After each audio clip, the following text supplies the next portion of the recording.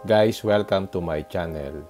Today, i-share ko sa inyo ang aking little experiment about yung fuel efficiency ng Mazda 3.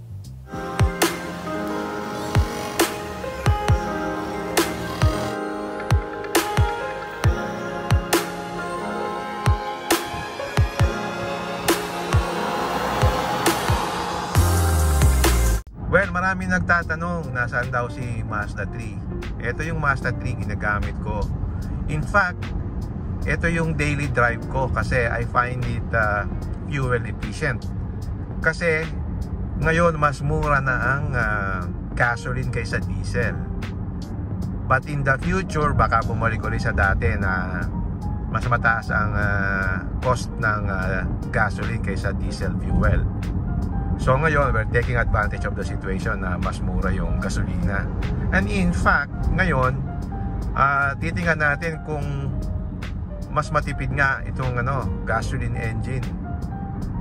So halika, samahan nyo ako sa ating test drive. I'm now on my way to Lipa City kasi meron akong pupuntahan doon.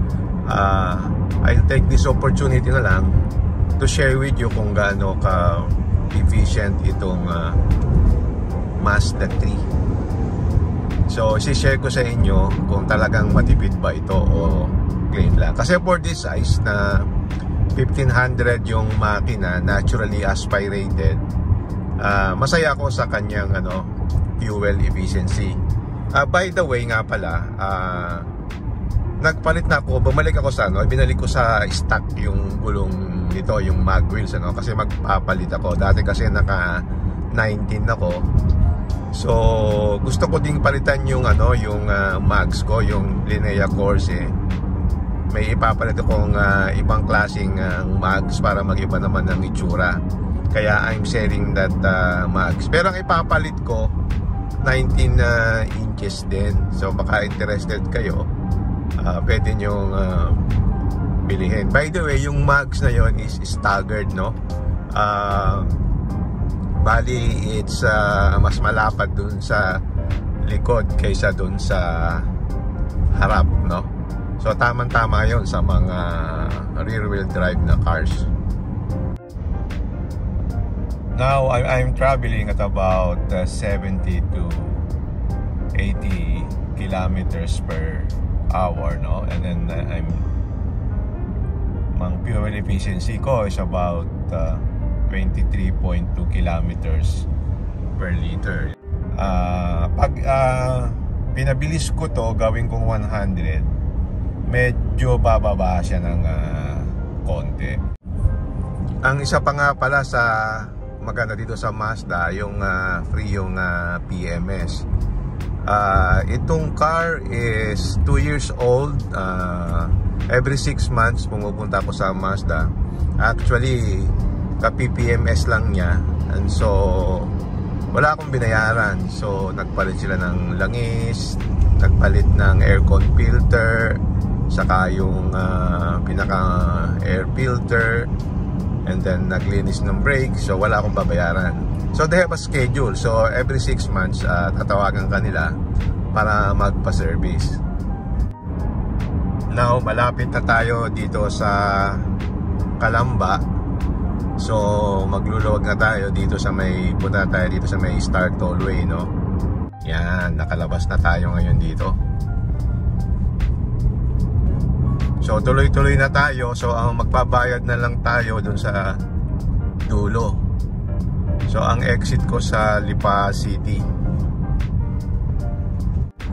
Okay, set na natin yung cruise control.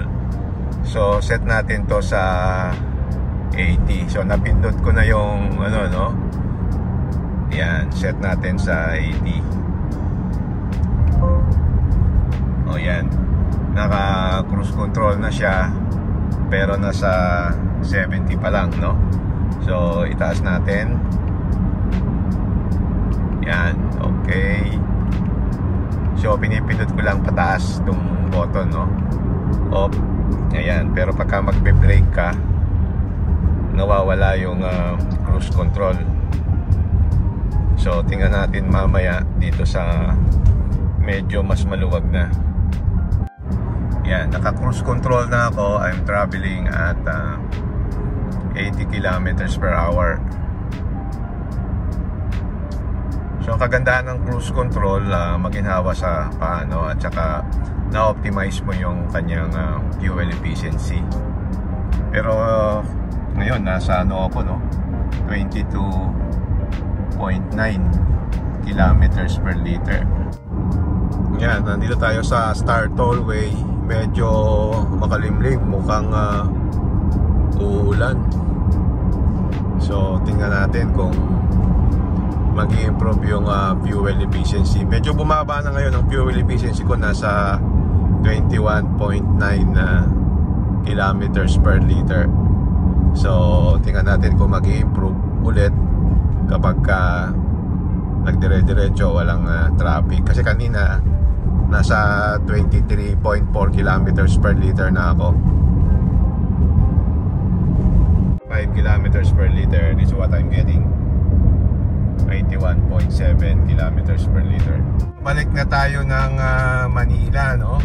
So ngayon ang aking speed is about 80 kilometers per hour. At ang aking fuel consumption nasa 27.1 kilometers per liter.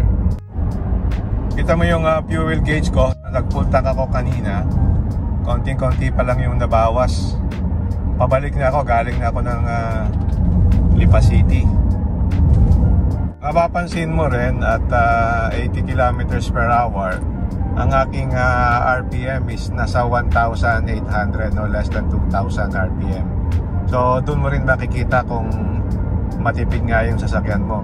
Of course, may tatanong ninyo, bakit matipid yung Mazda 3 or Mazda?